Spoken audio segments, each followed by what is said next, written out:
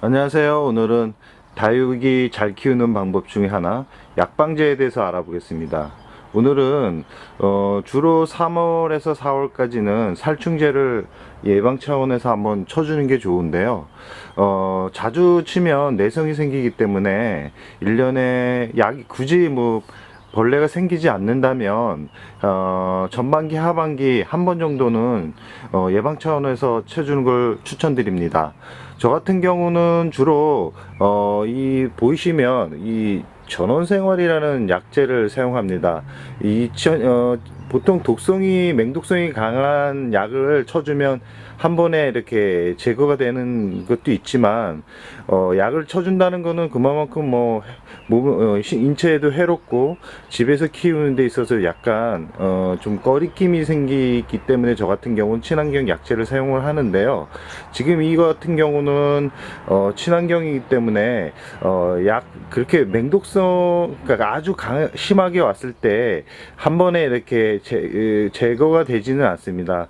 총 저 같은 경우는 깍지벌레가 생기면 주로 3일 간격이거나 한 4일 간격으로 이렇게 총 3번을 쳐줍니다. 전회생활 같은 경우 의외로 그러니까 이 벌레 깍지나 총채 뭐 이런 응애 이런데 어느 정도 효과가 있는 거로 이렇게 파악이 되었는데요. 저 같은 경우는 깍지가 생겼을 때 올킬 제품이나 아니면 이 전원생활 제품을 주로 사용을 합니다. 이 사용 방법은 대략적으로 이 뚜껑 하나가 5mm입니다. 그러니까 지금 앞에 보이시면 앞에 보이시는 지금 이 병이 2리터 병이거든요. 이 2리터 병에 약뚜껑 하나를 넣으면 된다고 생각을 합니다. 아니면 저 앞에 보이는 스포이드를 이용해서 5mm를 정량을 물에 희석해서 쳐주면 되는데요. 너무 약을 치는 것에 대해서 부담을 가지시는 분들이 많은데 이 친환경제는 그렇게 큰 부담을 가지지 않으셔도 됩니다. 그럼 약을 우선 물에 적당량을 풀어서 희석하고 난 후에 어떻게 약을 치는지에 대해서 말씀드리겠습니다. 지금 바로 영상에 보이는 물병이 2리터 짜리인데요. 물을 채워줄 때는 정확하게 끝에까지 채워주기보다는 약간 지금 물 지금 보이시죠? 채워진 그 부분을 가득 채우지 마시고 약간 지금 보이시는 것처럼 한 10% 정도 적게 물을 담아 주십시오. 그런 다음에 5mm를 희석해 주시면 되겠습니다. 영상에 보이는 것처럼 약을 희석한 다음에 충분히 흔들어 주세요. 그러고 나서 거품이 생기는지 확실히 이게 물과 약이 적당하게 이렇게 배분이 될 정도로 많이 흔들어 주세요.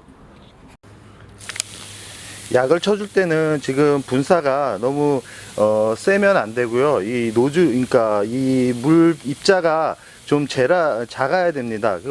약을 쳐주고 약을 이렇게 쳐줄 때는 이 위에만 이렇게 쳐주면 안 되고요. 이 아랫부분까지 확실히 이렇게 그러니까 약물이 이렇게 침투할 수 있게 틈틈이 이렇게 쳐주셔야 됩니다. 약을 하나하나 이렇게 대충 쳐버리면 지금 이 위에 부분에 있는 그런 병충해만 죽고 이 아래에 있는 화분 뿌리에 있는 그 깍지벌레나 아니면 각종 애벌레들이 죽지를 않습니다. 이렇게 줄 때는 한번 흠뻑 줘야 되기 때문에 좀 시간이 좀 많이 걸리는데요. 주는 도중에 이제 코노나 아니 립토스 같은 경우는 뿌리에 많이 이제 깍지벌레가 서식을 합니다. 그럴 경우 특히 립토스나 이렇게 코너 같은 경우는 더 틈틈이 꼼꼼히 주셔야 됩니다. 가끔 이제 얼룩이 생긴다 그래서 약을 쳐주고 나서 바로 이제 물기를 제거해 주시는 분이 있는데요. 절대 그러시면 안 됩니다. 이 약물 자체가 특히 이제 오전에 약을 쳐 주시면 해가 보통 5월 정도 되면 해가 한 10시 이후로는 강해지기 때문에 오전 중에 충분히 이 약재가 거의 마를 거라고 생각합니다. 이 약은 햇살이 강할 때 치면 오히려 이제 화상을 입을 약해로 인해서 화상을 입을 가능성이 높기 때문에 이왕이면 해가 약했을 때 주로 이제 새벽이나 저녁 시간을 이용해서 쳐주시면 좋습니다. 또한 이 병충해, 그러니까 깍지벌레 같은 경우는 눈에 보이지 않는다 그래서 이게 없다라고 판단을 하시면 안 됩니다.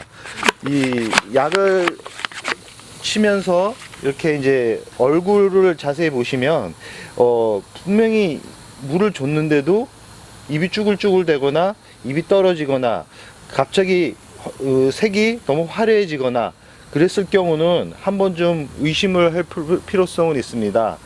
물을 꼭 약재를 주실 때 목대 부분을 잘 살피고요. 이 약을 칠 때는 꽃대를 제거한 후 바로 쳐주시면 안 됩니다.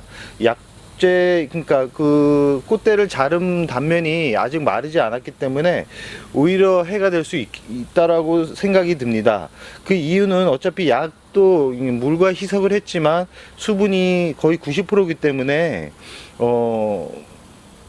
이 수분으로 인해서 바이러스가 생기고 목대 자체에 물음병이 생길 확률이 높기 때문에 꼭 꽃대는 마른 후에 주시기 바랍니다. 이렇게 줄 때는 꼼꼼히 침투할 수 있게 꼼꼼히 주시기 바랍니다.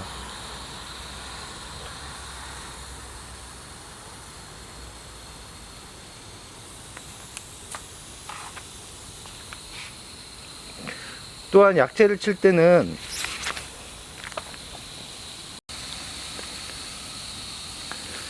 깍지약은 보통 이제 독성이 강한 이제 농약성 성분을 가지고 있는 약재들은 깍지벌레가 생겼을 때 쳐주는 것을 추천드리고요. 이렇게 친환경 살충제 같은 경우는 대략 3월이나 4월, 5월, 6월 이 두 달, 그러니까 4개월 내에 한두 번씩만 쳐주면 충분히 효과가 있다라고 봅니다. 꼭 살충제가 깍지벌레가 생겼다고 해서 쳐주는 건 아니고 예방 차원에 이렇게 쳐주는 것을 추천드립니다. 반대로 그 살균제 같은 경우는 주로 장마철에 쳐주는 것을 추천드리는데요. 그 이유는 살충제에 비해 살균제가 더 내성이 생길 확률이 높기 때문입니다. 내성이 생기면 같은 약재를 사용하면 말을 안 듣기 때문에 꼭 약재를 번갈아 사용하시기 바랍니다. 저 같은 경우는 아까도 말씀드렸듯이 전원생활 아니면 올킬 제품에서 나오는 뭐 총 3가지 약재가 들어 있는데요. 그 약재를 번갈아 가면서 저 같은 경우는 사용을 합니다. 가끔 친환제 약재다 보니까 말을 안 듣는 경우도 좀 생기는데요. 그럴 때는 약재를 한 번씩 바꿔주는 것을 추천드립니다.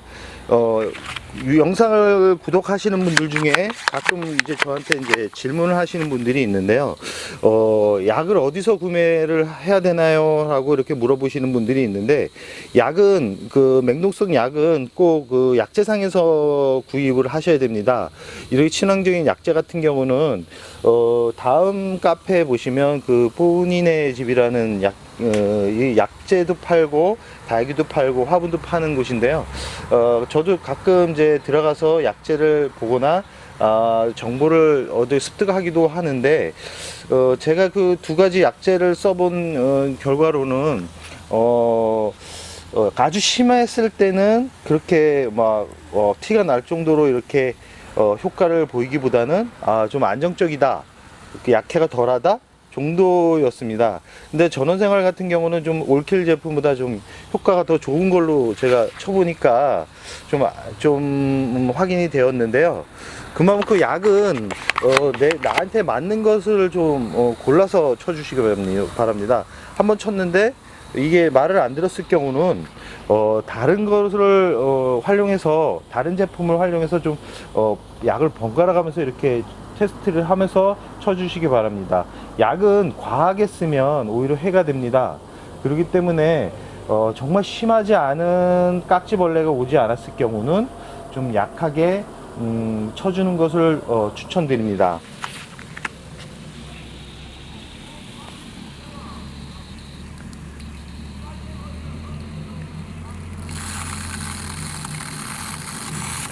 이렇게 아랫부분까지 확실히 이렇게 쳐주셔야 됩니다. 위에 부분만 살짝 쳐주시면 안 되고, 위에 부분을 한 15초에서 20초 정도는 수분이 이 약재가 그 화분 아래까지 내려가게 꼼꼼히 쳐주시기 바랍니다.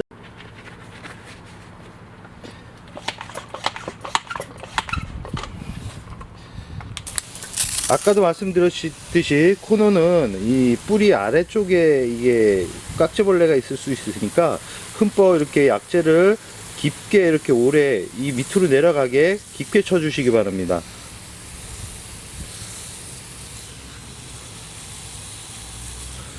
꼭 리토스 같은 경우는 탈피를 했을 때 물을 과도하게 주면 안 되는데요.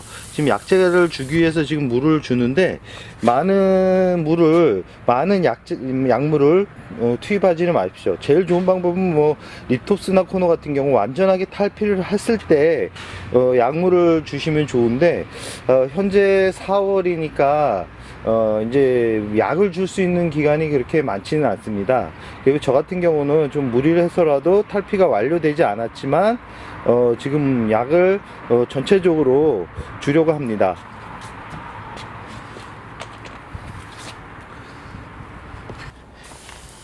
약을 줄 때 꼭 조심해야 될 부분이 있는데요.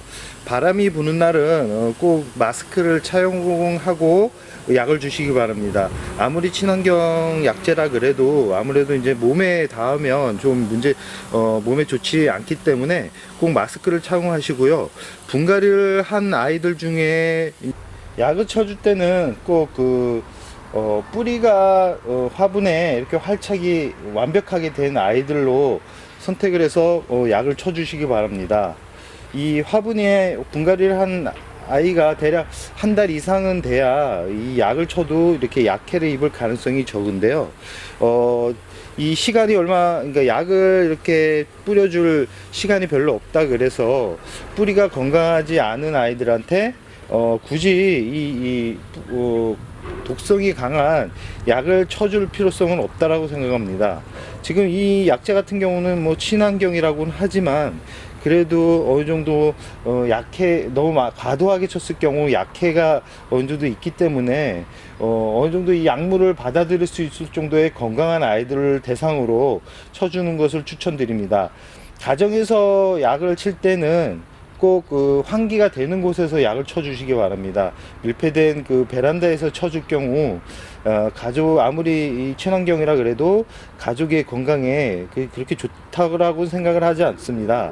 약을 웬만하면 안 쳐주면 좋긴 한데 이 사람도 병이 생기듯이 이 다육이도 나이가 들면 자연스럽게 세력이 약해지고 그러다 보면 면역력이 떨어져서 이제 병이 생기는데요. 그럴 때마다 뭐 다육이를 버릴 수 있는 것도 아니고 이왕이면 건강하게 예쁘게 오랫동안 반려친구로서 같이 즐거움을 같이 누릴 수 있는 친구가 되면 좋듯이 건강하게 나에게 힐링을 준다 그러면 그것 또한 내 몸을 건강하게 만드는 한 부분이라고 생각합니다.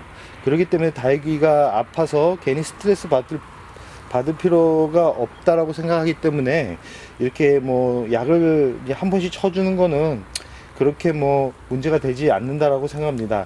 단지 약을 칠 때는 꼭 환기가 되는 곳 마스크를 착용하고 1년에 병해가 없다 그러면 1년에 뭐 한두 번 정도면 충분히 가능하다라고 생각합니다.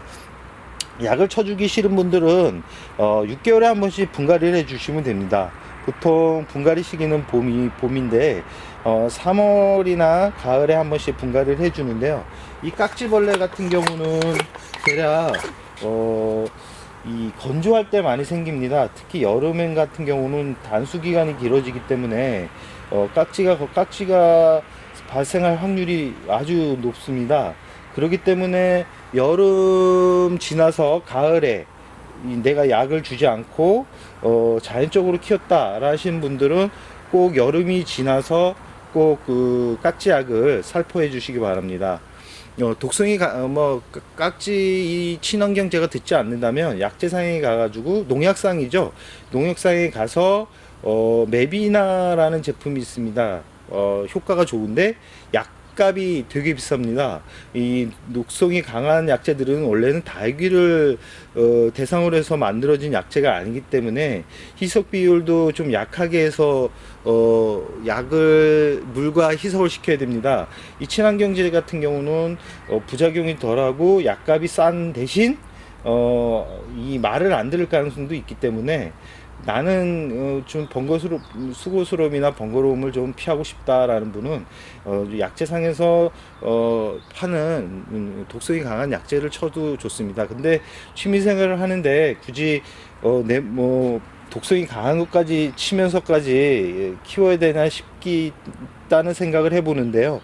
그거는 다육이를 키우고 약을 치는 사람의 선택이라고 생각합니다. 그렇지만 저 같은 경우는 굳이 깍지벌레나 다른 일반 병충해 생겨서 다육이가 죽을 확률이 그렇게 높지 않기 때문에 굳이 독성이 강한 약재를 쳐주는 것을 그렇게 추천드리고 싶지는 않습니다. 충분히 친환경제만으로도 예쁘게 관리를 할 수 있고 예쁘게 키울 수 있기 때문이라는 생각이 강하기 때문에 다육이를 처음 시작하는 분들이 가장 두려워하는 그런 각종 병충해에 병충해가 여러부터 자연스러워지기를 부탁드립니다. 이 병충해는 아주 심했을 경우 죽지만 다육이 생명력이 워낙 강하기 때문에 두려움을 가질 필요는 없습니다.